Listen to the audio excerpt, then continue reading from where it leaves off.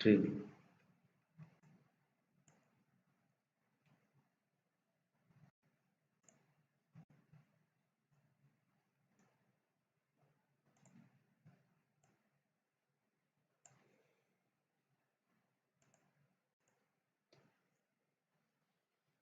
Yes, today we will talk about the selective beta 2 stimulants. In the earlier class, we were discussing about the selective beta 1 stimulants and the drugs affecting on the heart, especially the and the drugs which are acting also on the other body organs, which are beta 1 adrenergic agonists. Now, the examples of selective beta 2 stimulants are salbutamol, terbutaline, salmeterol, formoterol, and ritodrine. All these are the selective, very specific to beta 2 adrenergic receptor stimulants, and they cause bronchodilation and the vasodilatation and uterine relaxing effect, uterine relaxation, without producing significant cardiac stimulation, because beta 2 type of the receptors, if it is not selective, means there are a lot of beta 1 type of the receptors are on the heart,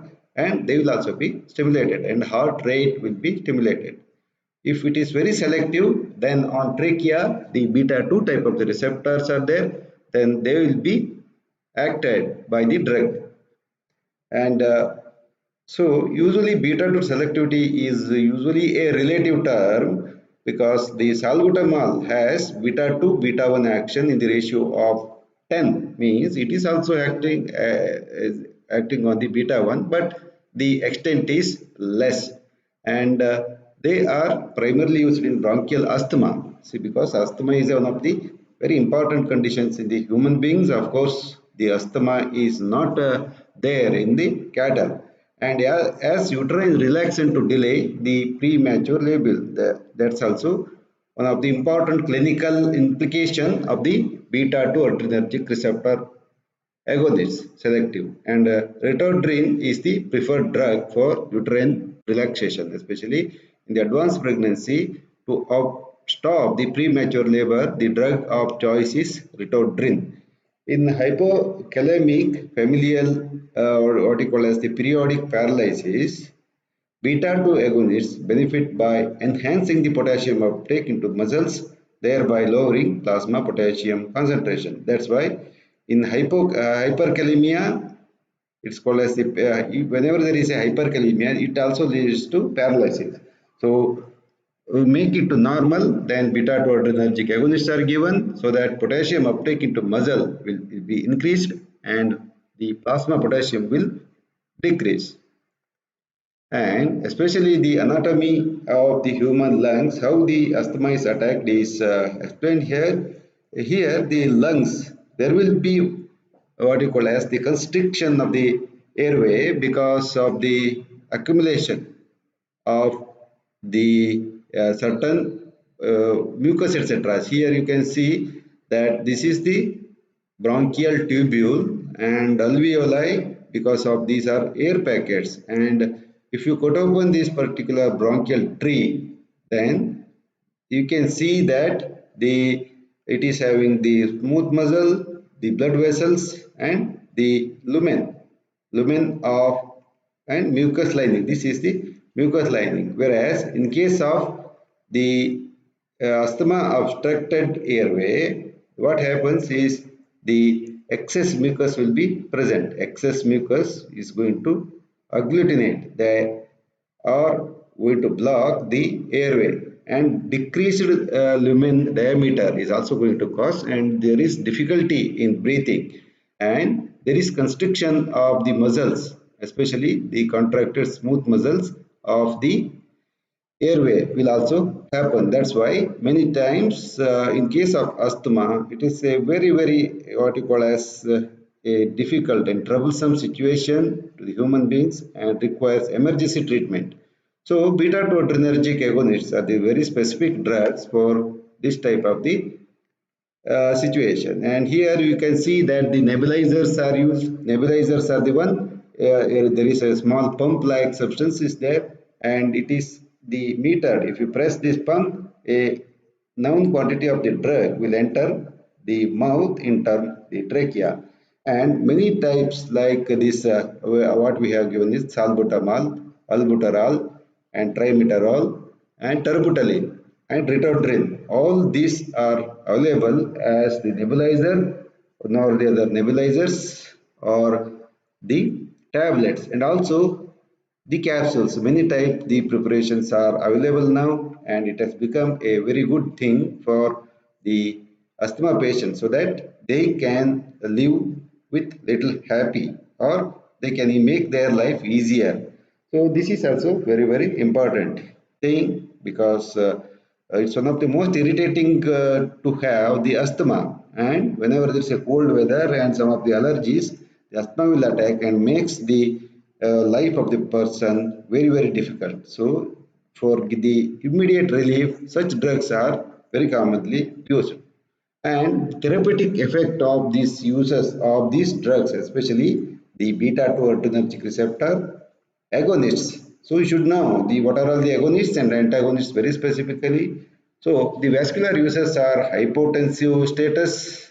Uh, the drugs that can be used are the dobutamine and dopamine, especially, and along with local anesthetic, adrenaline in 1 in 2 lakh, or on 1 in lakh for infiltration, nerve block, and the spinal anesthesia. This can be used, and duration of the anesthesia is prolonged if you use the local anesthetic along with the particular drug. And the control of local bleeding also, adrenaline in 1 is to 1000 is used, and nasal decongestant pseudoephedrine, phenylephrine can be used as the nasal decongestant. Cardiac arrests, especially the drowning, electrocution, strokes, Adam syndrome. Stokes Adam syndrome is a periodic fainting in which there is intermittent or complete heart block or other high grade arrhythmia is going to occur. And adrenaline may be used to stimulate the heart with the administration, IV administration in this setting with external cardiac massage. So, whenever there is a severe cardiac attack, the adrenaline is a non-specific beta 1 and beta 2 blocker. So, this is going to use. The partial or complete AV block, isoprenaline, may be used as temporary measurement to maintain the sufficient ventricular rate. And CHF, congestive heart failure, is one of the common disease nowadays, because here the heart will get enlarged and lot of bodily fluids will be accumulated in the dependent part of the body. So in this condition also, adrenergic inotropic drugs are not so useful in routine treatment of the CHF, but they can be used with controlled short-term IV infusion of dopamine, dobutamine, and can tide over acute cardiac decompensation during the myocardial infarction, cardiac surgery, and resistant congestive heart failure. And especially the bronchial asthma or chronic obstructive pulmonary disorder, COPD. It's a very common term, just like asthma is used. Chronic obstructive pulmonary disorder. Here, the adrenergic drugs, especially the beta 2 stimulants, are the primary drugs for the relief of reversible airway obstruction, because here the airway is obstructed, but it is reversible, and there is a lot of secretion of the uh, now, especially the bronchioles and bronchial airway is obstructed, and it is constricted due to the muscle contraction, and the beta 2 adrenergic receptors are present on the muscles, smooth muscles of this bronchiole, and going to relax the muscle, and especially the relaxation means it is going to open the airways. And especially in case of the allergic disorders, adrenaline is a physiological antagonist and histamine, which an important mediator of many acute hypersensitivity reactions. So this afford quick relief, especially in case of such urticaria, angioedema, whereas it's used as a life-saving in laryngeal edema and anaphylaxis type of the reactions. And it is ineffective ineffective, delayed, retarded, and other types of allergy, because histamine is not involved in the what you call as the delayed hypersensitivity reactions. And the mydriatic action, phenylephrine is used to facilitate and fundus examination. It tends to reduce intraocular tension and especially the glaucoma. There are varieties of the glaucoma, narrow angle glaucoma, wide angle glaucoma, and many more types are there. Simply, the glaucoma means increased intra intraocular pressure. Central uses like amphetamines, retention of the deficit, what do you call as hyperkinetic disorder, narcolepsy, epilepsy, Parkinsonism, and obesity. The amphetamine is used, ephedrine, amphetamine, and tyramine. All these are indirectly acting sympathomimetic amines, and they are used. And nocturnal enuresis in children and urinary incontinence. So this is a very common situation in small kids and sometimes in adults also. The nocturnal enuresis in the night, the bedwetting, it's a common disorder. So for this thing, amphetamines can be used, and uterine relaxant or the isoxaprine or retardrin. Retardrin is used to threaten abortion and dysmenorrhea. And insulin dependent hypoglycemia, adrenaline may be used in an expedient manner, but glucose should be given as soon as possible, or else there is a chance of severe hypoglycemia. So the coming to the anti-adrenergic drugs means the adrenergic receptor antagonists, and these are drugs which antagonize the receptor action of adrenaline and related drugs. Many types are adrenaline and related drug, and they are competitive antagonists at alpha or beta, and sometimes both alpha and beta adrenergic receptors. So they are the competitive, means as the concentration of the agonist is going to increase, the action is going to be reversed. That's why they are the competitive. So there is these drugs, especially adrenergic receptor antagonists, are acting in the competitive type of the inhibition. And alpha adrenergic blocking agents first. So once again, there are varieties of the receptors are present: alpha, alpha 2, alpha 1, alpha 2, beta 1, beta 2, and beta 3 type of the receptors are there. And especially alpha adrenergic blocking agents are going to inhibit adrenergic responses mediated through adrenergic receptor without affecting those mediated through the beta type of the receptor. And the classification of the alpha adrenergic blocking agents is the first one classification is non-equilibrium type, and the chemical category is the haloalkylamines. The example is alpha adrenergic receptor blocker is phenoxybenzamine, and another is the equilibrium type, that's competitive type. So competitive type is there, and once again in that the selective and non-selective are there. So non-selective ergotalkaloids, so they are going to act non-selectively on alpha 1 and alpha 2. So the ergotamine, ergotoxin, etc., and halogenated ergotalkaloids like dihydroergometrin and dihydroergotoxin are the drugs which are going to non-specifically act on the alpha 1 and alpha 2 type of the receptor. And the chemical category, another thing, imidazoline, the phentolamine is the drug, and in the miscellaneous category, chlorpromazine, of course, it's a phenothiazine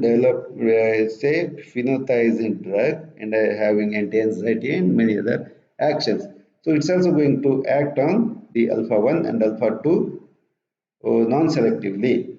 And whereas the another category is there, that's the alpha 1, very specific to alpha 1 receptor antagonist is prazosin. Please remember, alpha 2, alpha 1 selective antagonist is prazosin, then terazosin, doxazosin, sulfazosin, and tamsulosin. So these are the alpha 1 selective antagonists, whereas the alpha 2 selective antagonists are the yohimbine. It's a very peculiar name, yohimbine. It is going to block the alpha 2 very selectively, whereas the prazosin alpha 1 and both alpha 1 and alpha 2, the phenoxybenzamide.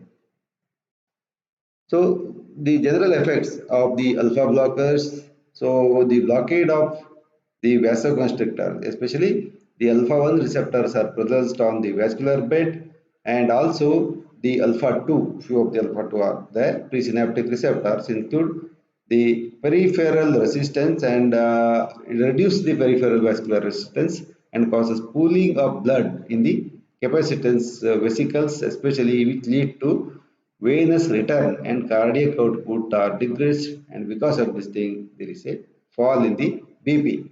So it is going to reduce the peripheral vascular resistance because it is going to relax the peripheral vascular blood and capacitance vesicles. Then because of this one, venous return and cardiac output are reduced. The blood which is coming to the heart, it is going to be reduced. That's all. The peripheral pooling up of the blood, and it results in the fall in the blood pressure.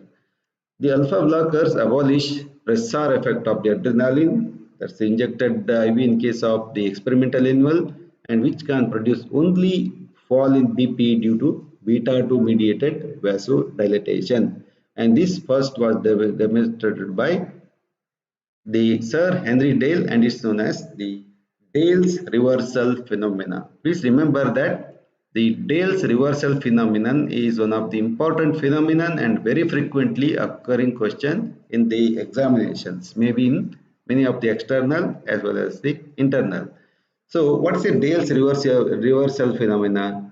So the blockers of the alpha abolish the pressor action of the adrenaline. So you are administering different blockers of the alpha receptor adrenergic agonist, then antagonist, then it is injected IV in case of the animal, which then produces a short fall in the BP due to the beta 2 vasodilatation. So this initially, initially this occurs. Initially there is the pressure action of the adrenaline will be abolished by the action of the beta type of the receptors later, and which then produces only fall in the BP due to the beta 2 mediated vasodilatation, and this is known as the vasomotor reversal of the Dale. Means initially the stimulation, thereby the depression. This system is a very common thing in case of the adrenergic receptors. So initially there is the pressor action of, means the hypertension action of the adrenaline is abolished, which then produces only fall in the BP due to the beta mediated vasodilatation. Initially alpha receptors are being acted, later beta 2 type of the receptors are being acted. And the reflex tachycardia is another term occurs due to fall in mean arterial pressure, and increased release of noradrenaline due to the blockade of presynaptic alpha 2 receptor. So reflex tachycardia occurs due to fall in the mean arterial pressure and increased release of norepinephrine to block the presynaptic alpha 2 adrenergic receptor, because alpha 2 is a relaxing type of the receptors, presynaptic. And the nasal stiffness and meiosis results from blockade of the receptor in nasal blood vessels and in radial muscles of iris respectively. Then what happens, the if you block the alpha adrenergic receptors, then intestinal motility is increased due to the partial inhibition of relaxant symptomatic influence. So the loose motion may also occur, whereas sometimes the hypotension is produced by the blockers can reduce renal, what you call as the blood flow, and the glomerular filtration rate is reduced to the greater extent, and more complete reabsorption of the sodium and water occurs in the tubules, and ultimately this is resulting in sodium retention and expansion of the plasma or the blood volume. and concentration of contractions of the vas deferens and related organs which result in ejaculation are coordinated through the receptors, and alpha blockers can inhibit the ejaculation. That's how the science says. And the uses of the alpha blockers are pheochromocytoma. Pheochromocytoma, it's a chromaffin cell tumor of the adrenal medulla. Chromaffin cell tumor of the adrenal medulla. So pheochromocytoma, it's a tumor of the adrenal medullary gland which secretes lot of adrenaline and noradrenaline into the circulation. That's why the system is totally, it is more and more influenced by the adrenergic nervous system, and this is known as the pheochromocytoma. And the drugs that can be used are phenoxybenzamine, non-specific alpha receptor blocker, and pentolamine and prazosin alpha 1 specific. So these are the one which can be used to treat the pheochromocytoma. And another condition in which the alpha adrenergic blockers can be used is benign hypertrophy of the prostate. So this is the benign hypertrophy of the prostate is occurring in the most of the adults, male adults after 50 years of age, a common disorder. That's the benign hypertrophy of the prostate glands. So this causes obstruction in the urinary outflow and can be treated with alpha adrenergic receptor antagonists. And secondary shock also can be treated. Peripheral vascular diseases can also be treated. And CHF, many times the congestive heart failure, if it is originated from the cardiac side, cardiac problems, then this can be very effectively treated with that of the drug. Then, Excuse me, sir. yes, Sir, please go with little slow, sir. We cannot getting what you are saying. okay, no problem. Then, the next is the beta adrenergic blocking drugs.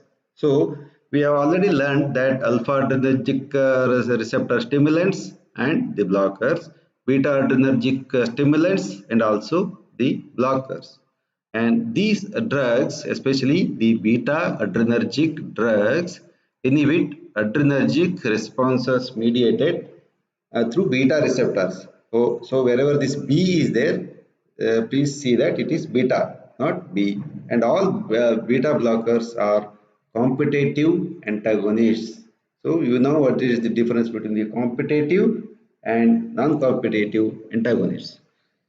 And the classification of beta adrenergic blocking agent is going to be like this.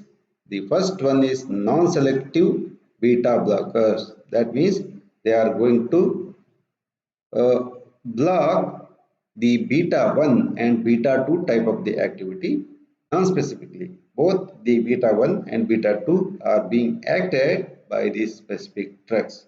And there are once again three classification A, B and C. The A is without intrinsic sympathomimetic activity. That's one. And the examples of without intrinsic sympathomimetic action, that's the one of the classification. And the propranolol, sotalol, and timolol, all these are the classical example.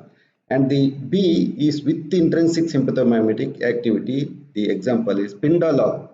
Pindolol is a drug which causes with intrinsic sympathomimetic activity. And the C is with additional alpha blocking property. Apart from that, this beta 1, the levetolol and carvedil, these are the example.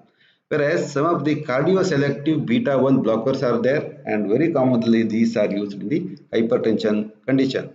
Very commonly these drugs are prescribed for the hypertension patients. The examples are, so please remember that the metoprolol, any alols are the beta blockers, and selective and non-selective are there. So the cardio selective. Very specifically, they are going to block the beta receptors of the heart.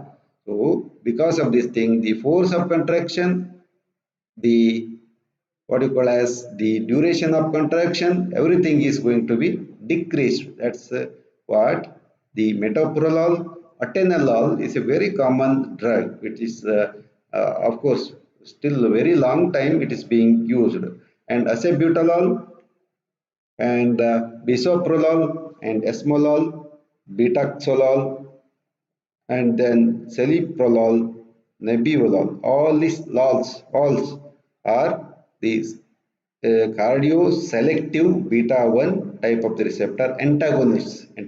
So these are very commonly used to treat the hypertension, especially increased blood pressure in the patients. And the what happens, especially if you use a selective beta adrenergic antagonist and non-selective beta adrenergic antagonist. So the first action is on the heart. Let us see what happens. Propranolol decrease heart rate because it is going to act on beta 1 type of the receptor and the force of the contraction. That means the inotropic and chronotropic effect. Force of contraction and heart rate both are decreased, and the cardiac output is also decreased if you administer the propranolol to a patient. Then propranolol abbreviates refractory period of myocardial fibers and decrease automaticity and the rate of diastolic depolarization. So this is also another action. Means the adrenergic agonists, like many drugs, including the adrenaline, they are going to do the opposite action, whereas these drugs are going to block the action of the adrenaline on such beta 1 type of the receptor.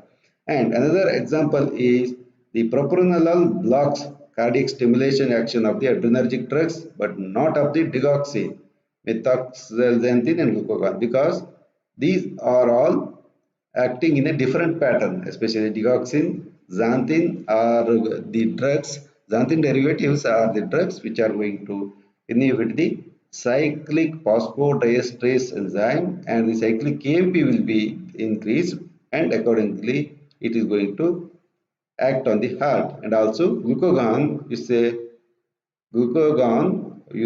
a hormone that's going to release lot of convert the glycogen to glucose. And the effect of beta adrenergic receptor blocker propranolol, it blocks vasodilatation and fall in BP.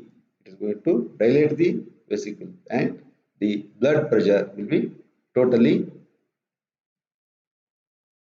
being down, and isoprenaline and enhanced rise in the BP caused by adrenaline. So isoprenaline, a non-selective beta 1 receptor agonist. So the isoprenaline induced the increase in the BP will fall if you use propranolol.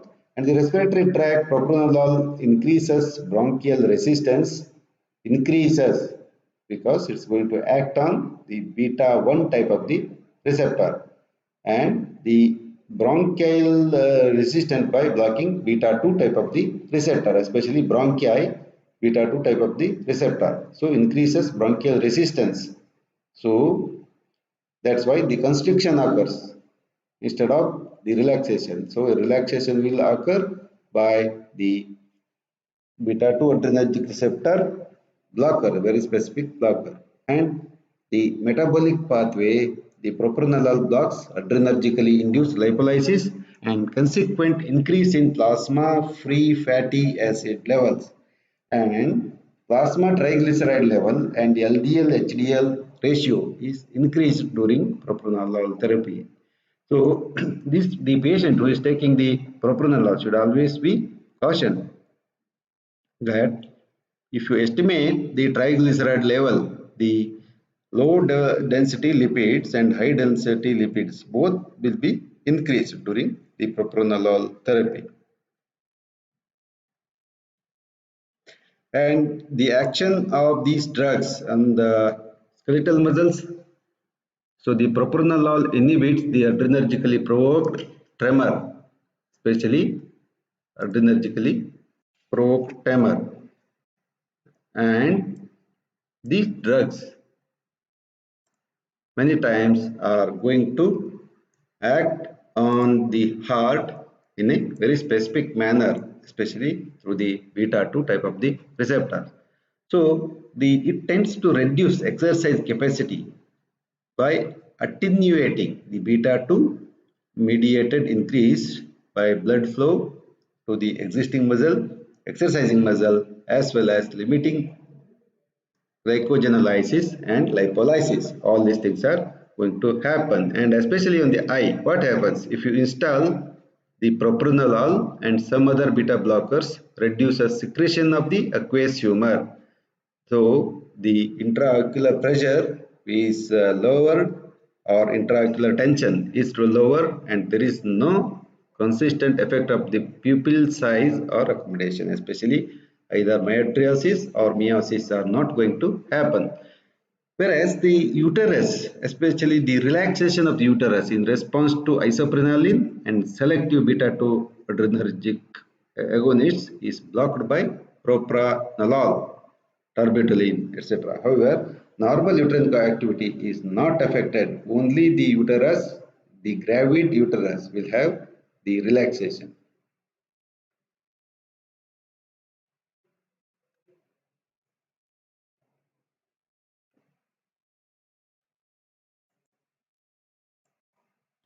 And the interactions, especially the interactions of these drugs.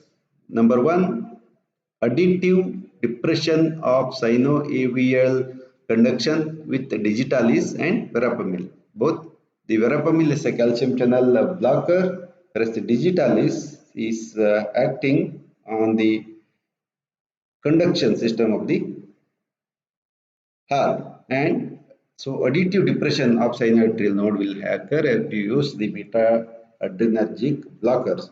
However, propranolol has been safely used in case of nifedipine, used with nifedipine, verapamil, all these are the calcium channel blockers. And propranolol delays recovery from hypoglycemia due to the insulin and oral anti-diabetics.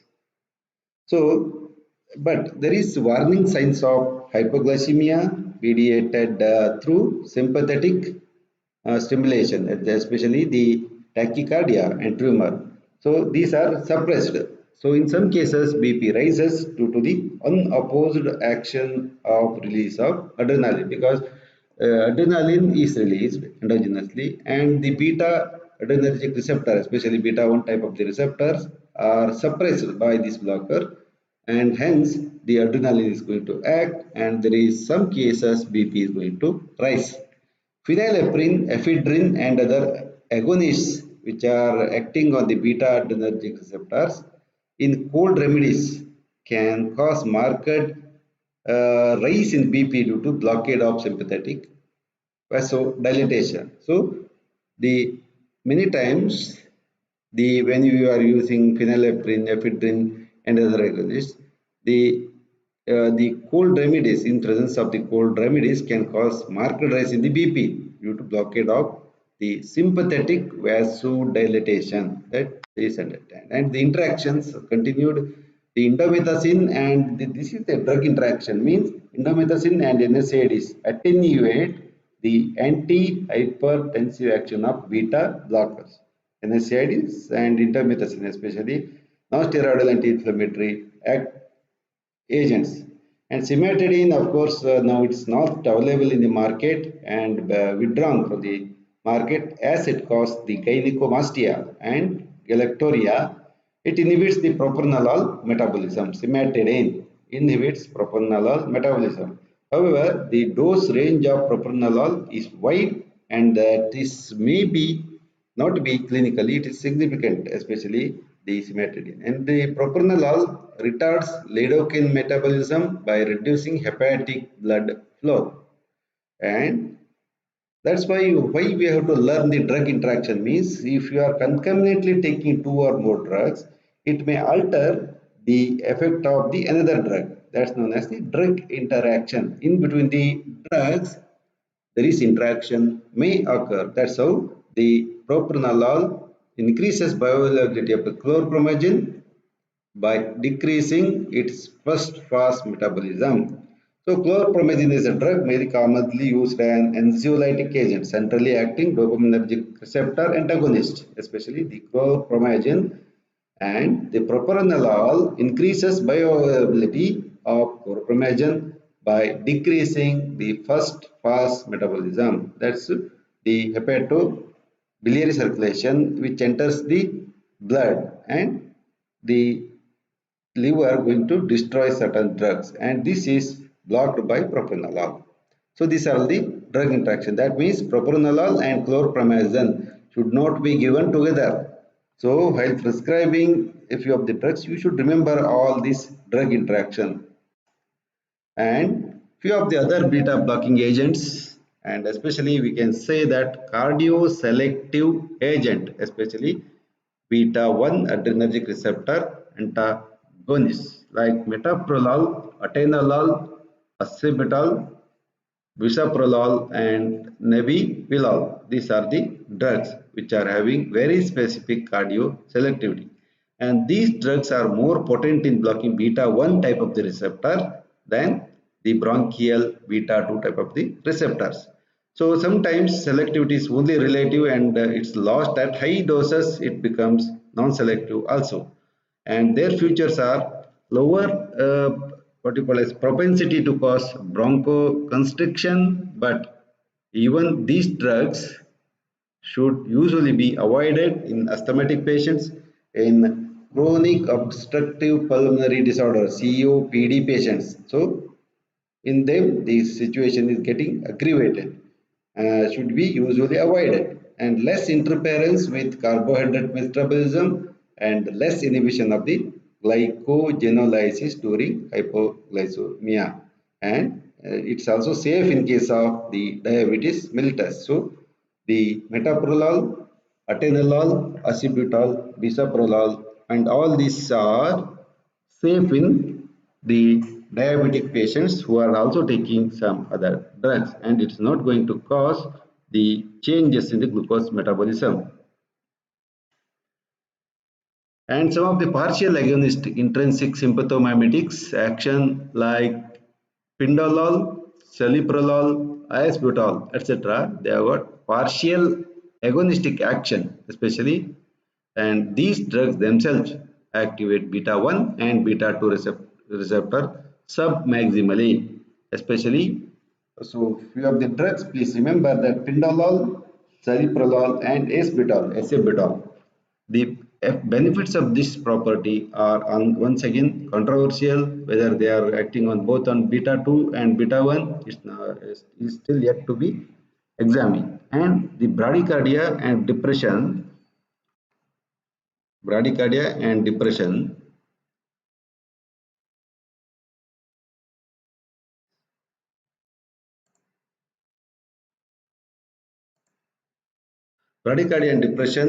of the contractibility at rest are not prominent, but exercise tachycardia is blocked.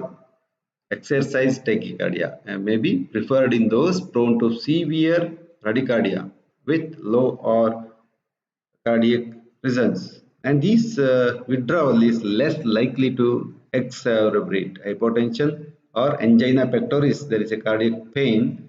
Continued agonistic action of the beta receptors prevents development of the supersensitivity of the other drugs, and no suitable for it is not suitable for secondary prophylaxis of myocardial infarction. Myocardial infarction is the situation because if there is a decreased supply of the blood due to the occlusion of certain coronary arterioles, then the area becomes necrosed or it becomes dark, and at that called as it is secondary myocardial infarction, and this drug is not suitable in case of secondary prophylactic.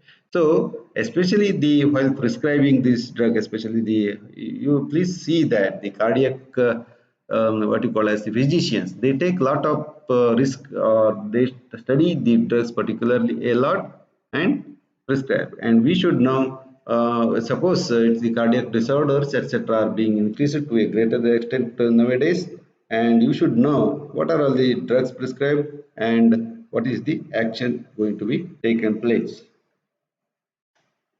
And the uses of these drugs are the hypertension.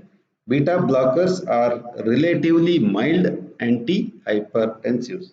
Beta blockers are relatively mild antihypertensives. All agents, irrespective of associated properties, are nearly equally they are effective. And the angina pectoris, especially the pain, cardiac origin pain, it's a very horrible pain, angina pectoris. All beta blockers benefit angina or effort, especially the angina pectoris. And taken on a regular schedule, they decrease frequently of attacks and increase exercise tolerance. And the cardiac arrhythmias. So ultimately we have to come to this point where it is clinically it can be used. And also we should know about the drug interaction and the adverse effect of these drugs before we are going to prescribe. And the cardiac arrhythmias and beta blockers, namely propranolol, suppress extrasystolic and tachycardias, especially those mediated adrenergically. So the beta blockers, and if it is mediated by some other thing, then it is not going to respond. The cardiac arrhythmias. So the clinical use of the beta blockers is in hypertension, in angina pectoris, and cardiac arrhythmias. And of course, the myocardial infarction, you know what is a myocardial infarction. In relation to MI or the myocardial infarction, beta blockers have been used for the two purposes. That's the secondary prophylaxis of the myocardial infarction. So the first thing is the preventing the reinfarction. There is that once the myocardial infarction occurs, there is chance that once again it may reoccur, and preventing sudden ventricular fibrillation at subsequent attack of the myocardial infarction. And the second action is the myocardial salvage during evolution of myocardial infarction. So there is a special situation known as myocardial salvage, which is also secondary to the myocardial infarction, and this may limit the infarct size by reducing oxygen consumption. So it may limit the infarct size by reducing oxygen consumption. Then marginal tissue, which is particularly ischemic, may survive. Especially what happens, especially in case of the myocardial infarction, the tissue wherever the blood supply is not there, then it may go die. It may die and become bluish black in color and may prevent arrhythmias, including ventricular fibrillation. These are all the clinical uses of beta adrenergic receptor blockers. And once again, there are certain blockers, both blocking alpha plus beta adrenergic receptors. Alpha and beta adrenergic receptors are simultaneously they are blocked. And so labetalol is the first adrenergic agonist capable of both alpha and beta receptors. So please remember this drug, labetalol. It is the first adrenergic agonist capable of blocking both alpha and beta receptor non-selectively. There are four diastereomers for the labetalol, each of which has a distinct profile of action on subtype of the alpha and beta receptors. So the beta blocking potency is about 1/3 that of the propranolol, while blocking potency is about 1/10 of the pentolamine. So you can treat this particular thing, and labetalol is 5 times more potent in blocking beta than the alpha receptor. That means even though it's a non-specific blocker of alpha and beta adrenergic receptors, it is 5 times more potent in blocking beta. That means it's more specific to beta receptors rather than the alpha receptor. So it is moderately potent hypertensive and especially useful in pheochromocytoma and clonidine. Suddenly, if clonidine is withdrawn, see, it is moderately potent in case of hypotension. Then it is especially useful in pheochromocytoma, that's the adrenal medullary cell tumor, where in which the adrenal medulla secrete a lot of epinephrine and norepinephrine to the circulation. And clonidine, the drug alpha adrenergic receptor agonist. So suddenly if it is withdrawn, then this type of the drugs need to be given. And another drug known as the carvedilol. So carvedilol, it's a beta 1 plus beta 2 plus alpha 1. See here, it is beta 1, beta 2, alpha 1 adrenoceptor blocker or antagonist and produces vasodilatation due to alpha 1 activity. So it's active on both beta 1. Then if it is going to act beta 1, then there should be decrease in the blood pressure. Of course, beta 2, no action, it should act on the constriction of the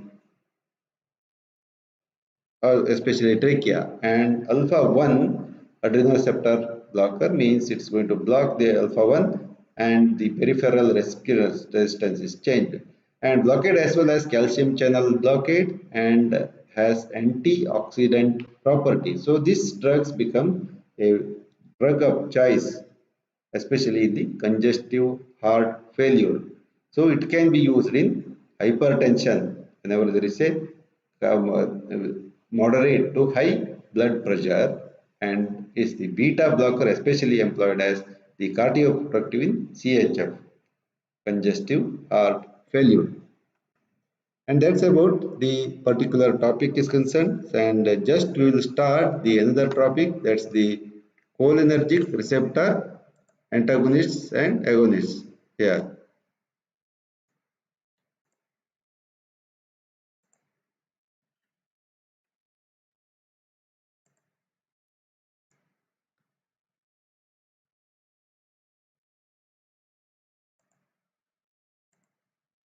So this is the cholinergic receptor.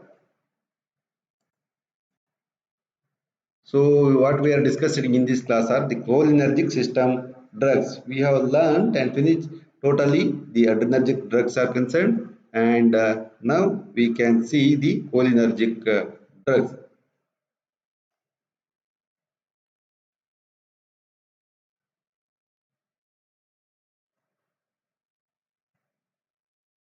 Then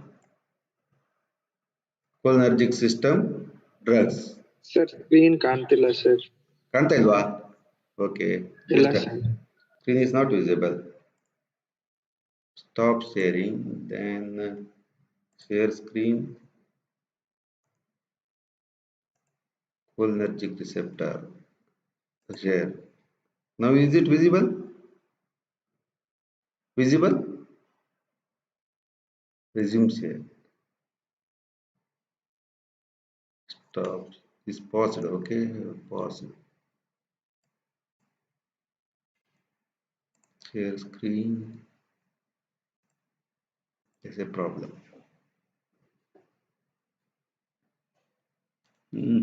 Your screen is pausing. Somebody is pausing.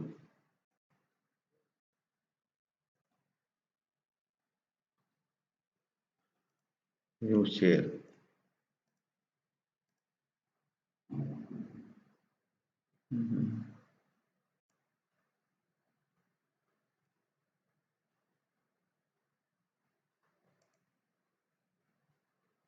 So you cannot able to see the screen. No, sir. So there is a problem, and somebody has inhibited it. Okay, is pause recording, stop recording. Right. Share computer sound. Okay.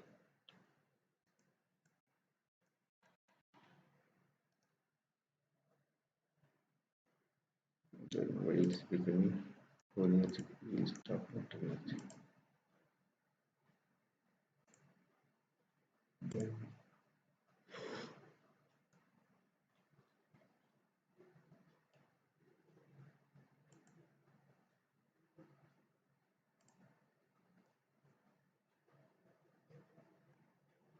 So I think now it is visible.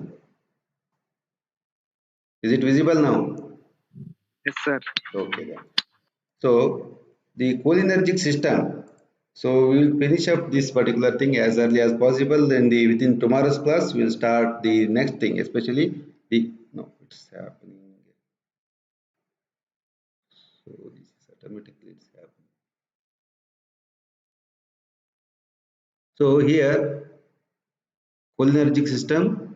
The cholinergic drugs are cholinomimetics and parasympathomimetics. They are also known as the parasympathomimetics. And these drugs, which produce the action similar to that of the acetylcholine, either by directly interacting with cholinergic receptors, or they are known as the cholinomimetics, or increasing the availability of the what you call as acetylcholine. That's how it's going to act, especially the choline esters. The number one is choline esters. The uh, something is happening. Okay, choline esters are the acetylcholine, then methacholine, carbachol or carbamyl choline chloride, and betanicol.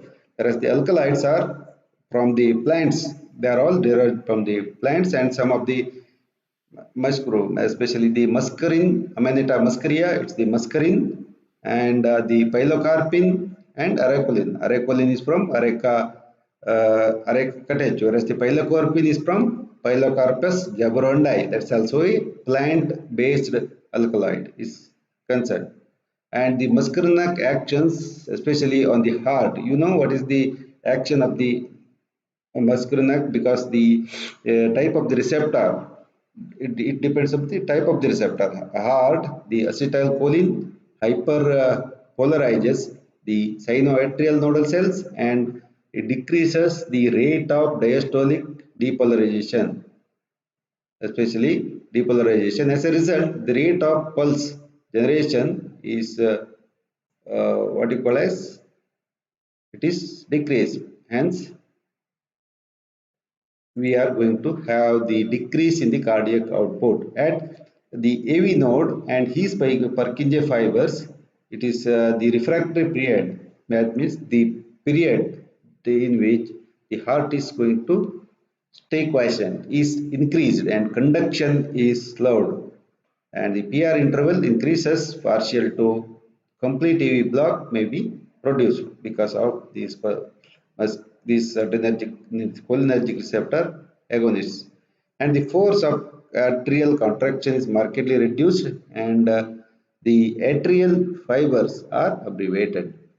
So because of this thing, ultimately what happens, ventricular contractility is also decreased, but the effect is not marked. That means through beta 1 type of the receptors agonists, the cardiac rate, cardiac contraction, and the heart rate is going to increase, whereas the cholinergic nerves, they are going to block this thing through the M2 type of the receptors, and going to inhibit all the actions of the adrenaline. Then on the blood vessels, there is a very specific thing. All blood vessels are dilated through only few skin or face or neck. Uh, the salivary glands receive the cholinergic innervation, and there will be fall in the BP. And sometimes the muscarinic M3 type of the receptors are present on vascular beds, vascular endothelial cells. Then the vasodilatation is primarily mediated through the release of the drug, this endothelial dependent relaxing factor, or also it's known as the EDRF. And now it is very well established that the nitric oxide is the one which is released from the endothelial cells, and it is going to act on the beside cell, and it is going to the PLC IP3 diag pathway is activates endothelial nitric oxide synthase through the calcium calmodulina mechanism, and then the acetylcholine can diffuse into vascular smooth muscle and cause the vasoconstriction via the M3 type of the receptors, whereas M2 type of the receptors are present on the heart. and M3 type of the receptors are present on the blood vessels. And the smooth muscles, most the especially the smooth muscles in most organ is contracted mainly through the M3 type of the receptors. As we know, we were earlier in the during the introduction we have seen the distribution of different type of the receptors. M1 receptor, M1 is always a secretory receptor. It's present on many of the glands and also on the smooth muscles of the intestine, whereas the M2 is a cardiac specific receptor. M3 is present in the vascular beds. And the smooth muscle is most organ is contracted mainly through M3 receptors, and tone and peristalsis of the gastrointestinal tract is increased, and especially the potential peristalsis, tone and gastrointestinal tract is increased and sphincter will get relaxed. Sphincter get relaxed. Then the detrusor muscle contracts while bladder trigon and sphincter muscle relaxes, widening the bladder, especially the urinary widening occurs, and bronchial muscles constrict. Asthmatics are highly sensitive to bronchospasms, dyspnea, and precipitation of attack of the bronchial asthma. So the bronchial smooth muscles are going to constrict. That's why the asthma may get aggravated. And many of the glands do have the secretion from all sympathomimetic glands, especially because of this thing action of the glands, it is going to what you call as, especially these glands, lot of maybe the salivary gland or any other gland, it may have the especially secretion from all presynaptic glands are going to secrete decrease.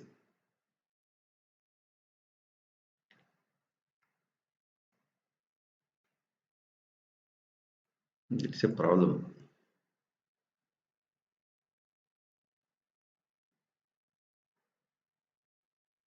And the sweating, salivation, lacrimation, increased tracheobronchular and glomerular secretion, everything is going to increase. The effect on pancreas and intestinal gland is not so marked, and secretion of milk and bile is not affected because of the M3 or M2 type of the receptors. Whereas the eye is going to contract, the contraction of circular iris, especially the meiosis occurs, means pupillary constriction, and contraction of ciliary muscles, spasm of accommodation, especially the accommodation, and increased outflow facility and reduced intraocular tension. That means these drugs can be used in case of the glaucoma, where in which there is increased intracranial pressure is noted.